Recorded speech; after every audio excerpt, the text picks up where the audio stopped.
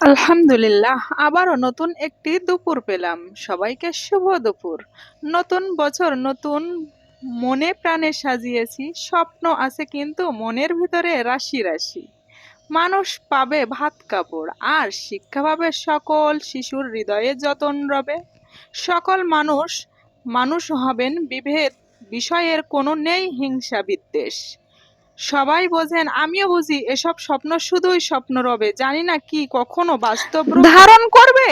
বদলাবে না কিছুই, তবুও প্রতি বছর নতুন এক রূপ ধারণ করে নতুন এক সুখ মন ভোলানোর আশার বাণী ঘিরবে বৃথায় শ্রাবণ জানি। রঙিন জামা, নতুন শাড়ি, ভাপা ইলিশ রান্নাবাড়ি, কবিতা হবে, গান হবে, নৃত্য হবেন, বর্ষাবরণ, শুভ নববর্ষ। সবই জানি সবই বুঝি, কেউ তো আমরা অবুঝ নহে। পহেলা বৈশাখের এই নতুন দিনটিতে সবার ঘরে ঘরে আসুক নতুন নতুন স্বপ্ন নিয়ে। সবার জন্য দোয়া রইল।